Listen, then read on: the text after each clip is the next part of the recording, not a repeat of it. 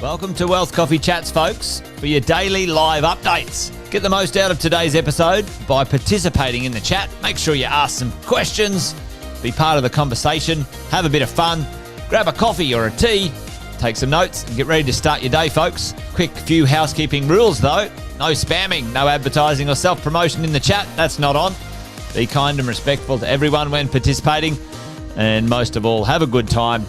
Real estate investing can be your biggest asset. It also can be your most expensive asset when it comes to getting it right or getting it wrong, folks.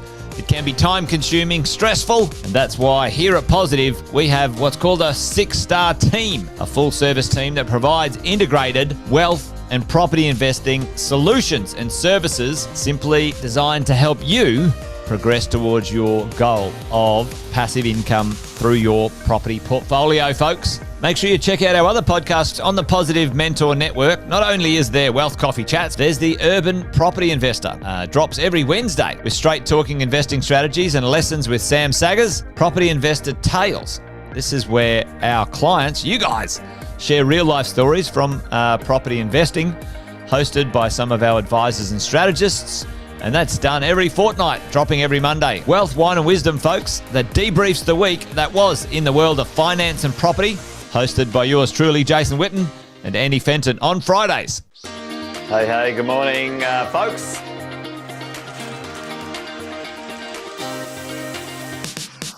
Good morning, everybody. Welcome to another Wealth Coffee Chat. Hope you're well, folks, wherever you are. There it is, team. Morning. Morning, wherever you're tuning in from today. Early bird gets the worm, they say. Here at Positive, we offer a 6-star team. It's a team that help you at every stage of your wealth creation journey.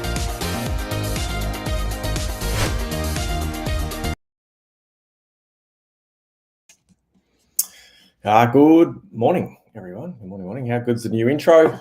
Just a bit of a shout out if you like it. We love a bit of feedback, so thanks to our production team, Warren, Marty, and the crew. Good stuff, team.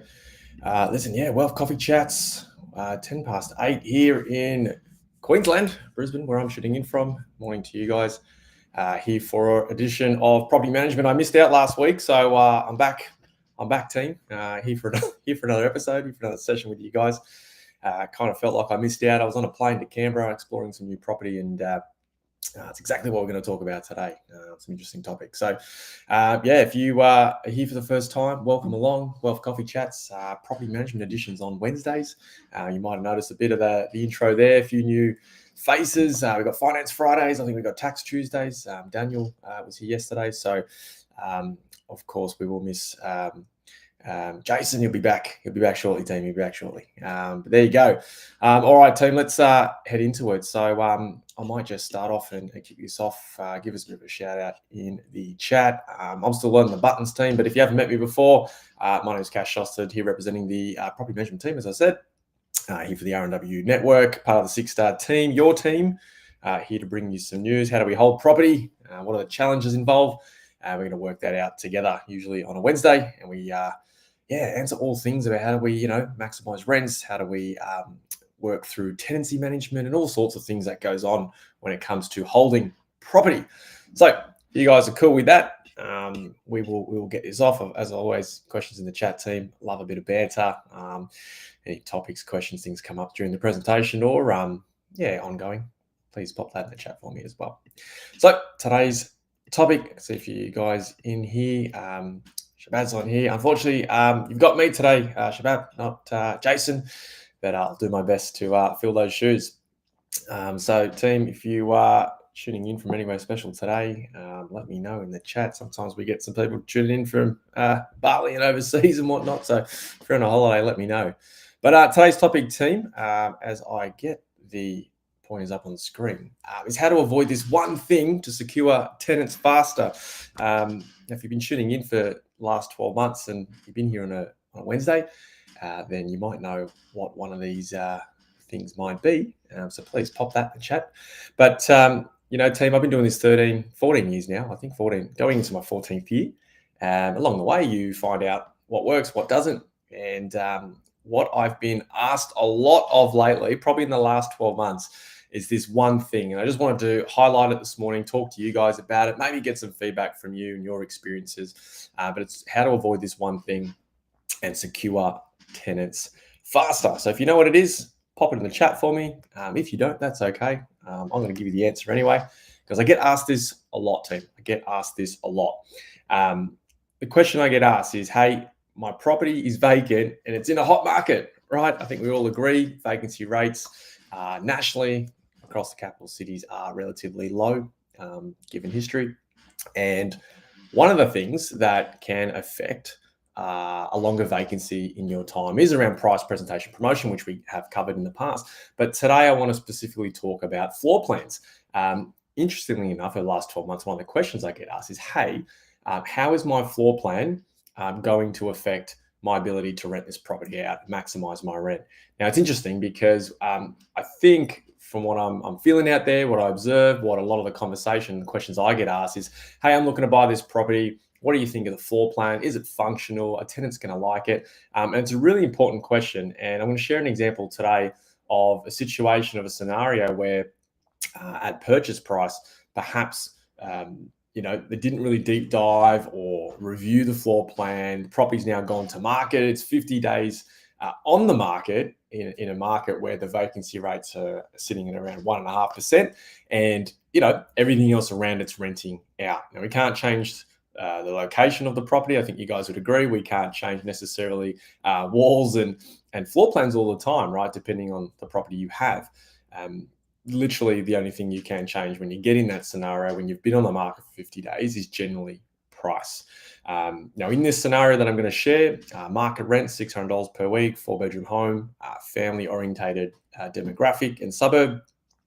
And I want to share with you kind of the tenant sentiment out there, what they're looking for. Because team, if we don't have a property today that meets the tenant's demand of today, then we're likely to have a challenge, right? And we don't always like challenges, right? But we know we got to kick that hurdle, jump over that post, and get on to the next one.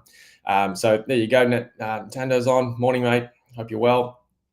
Thanks for tuning in, mate, as always. So one of the things, right? So how does your floor plan influence rents? How does your floor plan influence vacancy? How does your floor plan influence the demand of today's tenant? Now, property, what I've always talked about is, having a property that meets a level of security, a level of comfort, a level of potentially efficiency when it comes to like energy efficient items and things like that. But overall, you want to have a home that for the tenant, there's a great experience. Now, if we provide great experiences, we meet all the things that they want, tenants are likely to stay a little bit longer, right? If you guys agree, pop them in the chat. We know that the longer your tenant stays in the property, the less wear and tear, and the more sort of net revenue coming through. So here goes me on the tech again, team. So bear with me. Let's try and get this screen up. I want to show you guys a live example. All right, I'll flick that there. If you guys can see that nice and clearly and big on your screen, you can just give me a yes in the chat. Make sure that is working, because I did have a crack at this morning and it wasn't. So maybe someone in the chat can just go, yes, I can see your screen. You can see you should be able to see a floor plan right in front of you. Hopefully you can. If there's no no's, I'm going to assume you guys can see it. So this is the example. This is an example of a 4-bedroom home in a market. Like I say, market rent $600 per week. Yes, Sarah says yes. Sarah says yes. Thanks, guys. Appreciate that. So this home, like I say, demographic, family-orientated area, $600 per week. Vacancy rate super low. Should rent, right? Floor plan looks relatively well. A couple of things I really want to highlight why this property stood on the market for 50 days and why the ultimate result was a $50 a week adjustment in rent, right? So the outcome was $550, was two things. Now, if I get my pen right, I want to highlight this patio area, right? So you see on the left-hand side, and maybe I can zoom in a little bit for you guys. The patio there, you might see the measurements. On the right-hand side is more the site plan. And then this kitchen area, right? So a lot of the feedback we got in this particular home, again, keep in mind the prospective renters were families given the area, 4-bedroom homes, was that, hey, the home's in a great location. The home presents really well. It's not necessarily the price. It's two things. We want a larger kitchen. We didn't maybe want a kitchenette style of floor plan, and there was no second living area, and the patio was super small. Now we can't necessarily change that. That doesn't mean you've bought the wrong investment or anything like that. All the point I'm trying to make today, team, is to just take a second to review floor plans. It's really important to understand the demographic of tenant in the location that you are buying, and obviously that's what I do on a day-to-day basis with clients around the country. Part of the Six Star team, of course, because here's what. Let's try and move this slide along, team. No, let's get rid of that. I told you I'm good on the tech team. So here is a screenshot of what the back of the property looked like. So I'm putting that floor plan into real life here. Now what you'll see is this patio area here. If you can see my little scribble along there, you might have noticed on there was a 1.3 measurement and about a 3-4 meter wide area. For a lot of prospective renters that came through, they couldn't see themselves living or having that functional floor plan suit their needs. A lot of families in Australia, we all like to entertain. We like to have people around, friends around, have a barbecue. Given this type of design, it didn't fit their needs. And so what happened was renters were going to other properties in the area for a similar price point, and securing homes with a larger undercover patio area. So I guess the point here is, team, is have a think about how does my home fit the criteria of being able to entertain and have friends around. This was one of the key factors that, look, the owner couldn't change at this point in time, right? We can't change some things, but we're certainly going to have conversations about how we improve that feature into the future to make the home more desirable, to make the home provide a better experience for the renter. So if that makes sense, thumbs up in the chat maybe, but that's just one of the ideas around the floor plan. So ultimately we had to adjust the rent, as I said, in that space. Now, what does a good example look like when it comes to floor plans? And I've just picked out a random apartment that we previously leased at the end of last year in Melbourne. So I'm going to give you two examples. One's an apartment. The next one I'll show you is a house. Now, when you're looking at this sort of stuff, this to me presents a more functional floor plan, and ultimately this attracted a lot of interest, and we got the property rented at above market value. What you'll notice here, team, nice open floor plan between kitchen and living. You'll notice a bit of a walk-in pantry, so that was a nice feature for this particular apartment. And obviously, since COVID, there's a lot of work from home activity, and I suppose with this particular property, where this property was located, the demographic of renter in Melbourne, there's a lot of single and couple professionals, and when you are in a market where there's a lot of professionals, you might get that work from home scenario. And so what happened was people that had come through here saw real good value in not just obviously the bedrooms here and here. Obviously, we're having the ensuite as well, which was nice. But the study, the open floor plan, the walk-in pantry, it really provided some extra level of functional space and activity compared to a standard 2-bedroom apartment with no study, no storage space, these sorts of things. One of the things here as well was obviously that really ticked the boxes for a lot of people was the balcony space. Huge balcony space there. What's that 20, 30 square meters of balcony space there. And that provided a real good spot for people to, enjoy and entertain and things like that, as we said before. So again, not all apartments have this. Of course, I understand there's price points and all that sort of stuff that comes with this sort of product. But again, just an example of how a floor plan, when really designed well, that can really help you achieve minimizing your vacancy and increasing your rents.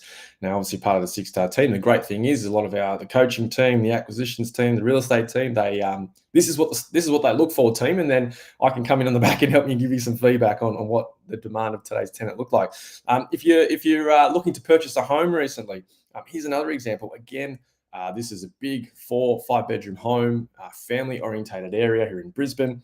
Again, I won't sort of bore you with all the detail, but one of the things we wanted to highlight here was the second family space.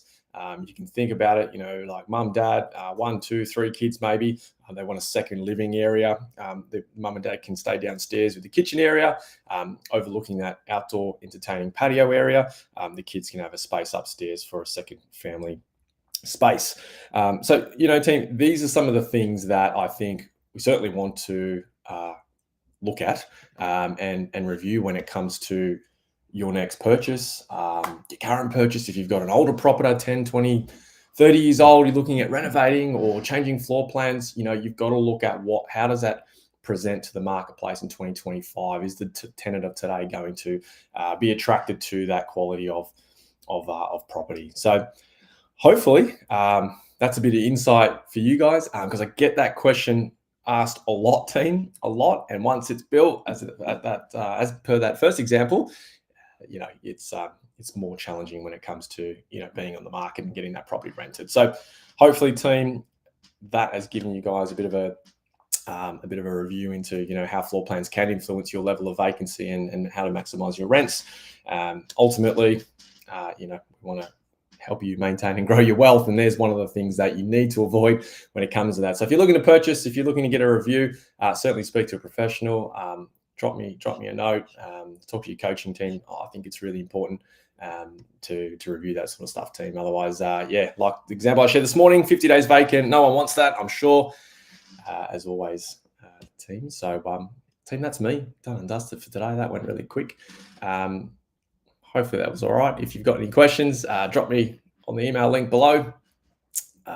Be great to hear from you guys. And don't forget, tomorrow as well, we are back for another edition of Wealth Coffee Chats, 8:10 Queensland time. And I'm sure there'll be another member of the 6-star team jumping on as well. So, team, that's me. Over and out. Thanks for joining. I will see you guys next Wednesday. But don't forget, tomorrow, another episode of Wealth Coffee Chats. All right, catch you, team. Thanks for watching another episode of Wealth Coffee Chat, folks. Make sure you like, subscribe, and turn on your notifications so you never miss a thing when we go live. Improve your portfolio and investing game, folks, with Wealth Coffee Chats live every morning at 8:10 each weekday. Make sure you join us. Previous episodes are also available wherever you get your podcasts, folks, as well as our other podcasts from the 6-star team here at positivementor.com.au.